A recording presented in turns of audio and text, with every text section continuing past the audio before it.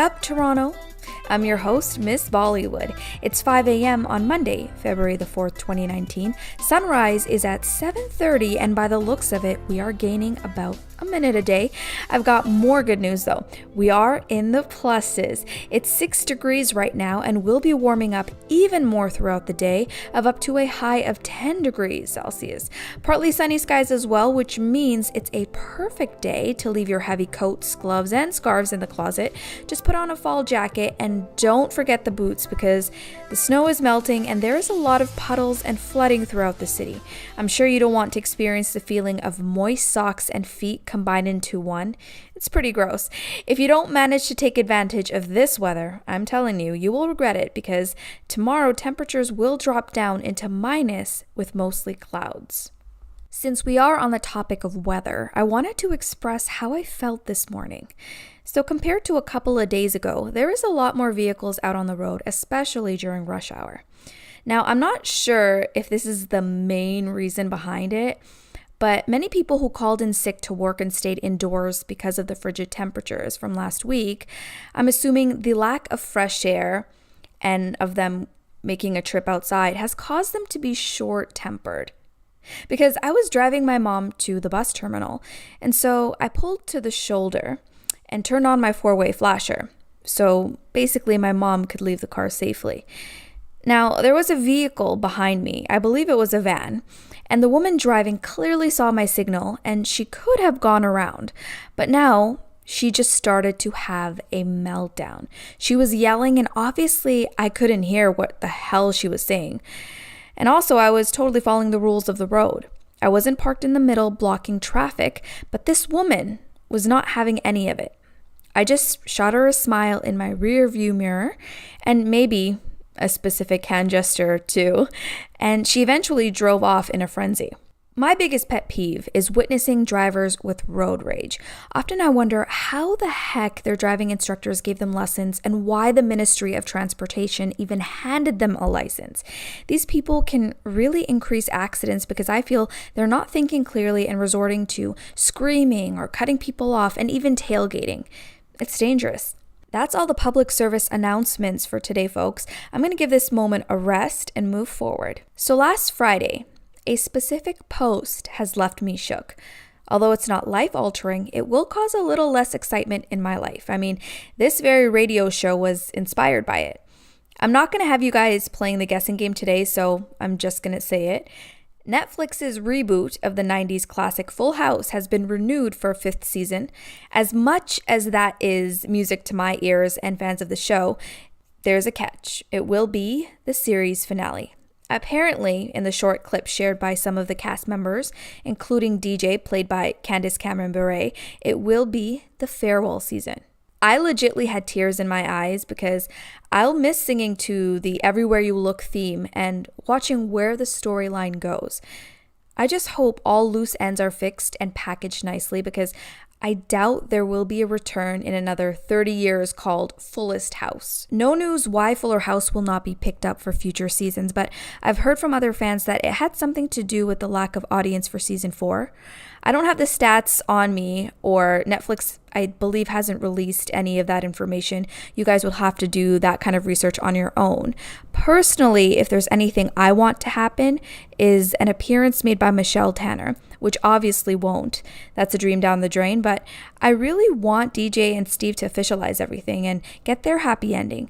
As a couple, they have been through a breakup and kept finding themselves coming back to each other. Also, maybe Danny and Vicky could get married, since they also split up before, and I feel there's still that existing love between them. One thing's for sure, I'll be throwing the annual binge watch premiere party at my place. I thought I could skip the next headline, but it's pretty recent news and I have a few opinions of my own I'd like to share. The Super Bowl was this Sunday and I didn't watch it. For many reasons, of course. I don't understand the rules, know the teams, and stats enough to be part of all that cheering and yelling at the TV screens. Plus, I'm not a bandwagoner. I won't do anything just because everyone else is and it's the latest trending fad. Plus, I'm more of a basketball girl. I did hear, though, it wasn't the greatest game, and according to most sports fans, was boring. Having said that, I definitely tune in to the halftime show because I'm into music and love to see how artists perform after all the time training behind the scenes. It is a historical event for them too, you know. The one thing I totally disapprove of is the judgments and criticisms that are printed in papers and spread across social media after the performance. I get it. As viewers, we have expectations, but the negativity can really ruin the experience, you know? I find people also dissect absolutely everything. For example, Maroon 5 were the main act this year, and everyone was commenting on Adam Levine and how he didn't look enthusiastic, which ended up making the overall 14-minute medley boring. They even went to the extreme and started poking fun at his sleeveless shirt. And then memes began popping up as well, comparing his shirt to a design found on throw pillows that possibly anyone's mother owns. Now, if he did that intentionally or not, who really cares?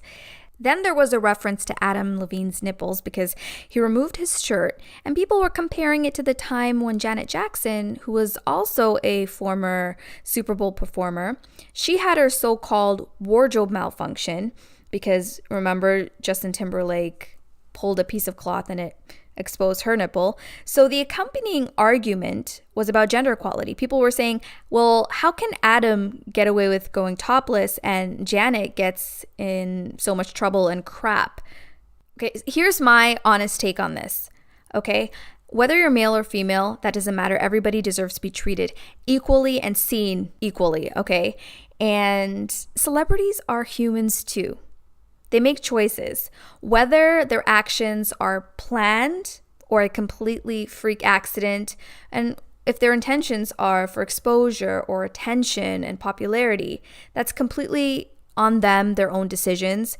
And if it becomes viral breaking news and is seen all over the world, as audience members, people feel they have that power, and that's enough validation for them to pass a judgment on celebrities.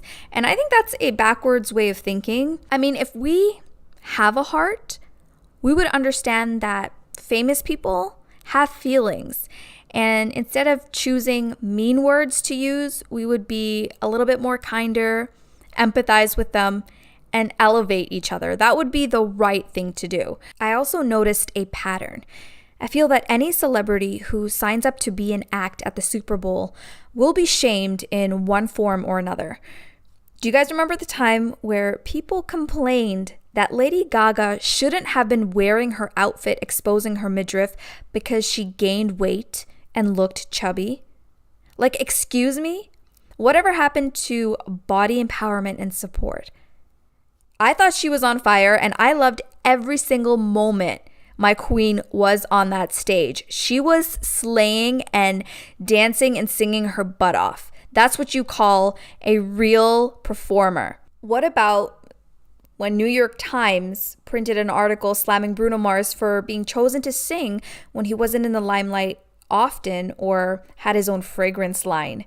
The backlash really pissed Bruno off, and myself included, because how can someone think a musician is successful and talented based off of how much in the news they are or selling products? For real, some people prefer to lead a private life when they aren't making appearances on talk shows and promoting tours. Give them a break. I'm just going to continue on before I start dropping them F-bombs. So some of you might be familiar with me doing a live stream on YouNow on the 13th day of every month, where I answer your questions and nothing is scripted or edited, which makes it pretty raw and real. Now, I haven't done one since last year, and I'm thinking about reviving that idea and making a comeback on February the 13th, which is this month, and possibly create a Valentine's Day theme around that. I'll keep you guys posted if it's a go. How many of you have had a chance to see the preview of the movie Scary Movies to Tell in the Dark? It's based off of the book, and I remember growing up being one of those daring kids who signed it out at the school's library, and then late at night when my parents told me to go to sleep, I would pretend. Once they left, I hid under the covers and turned on a flashlight and read.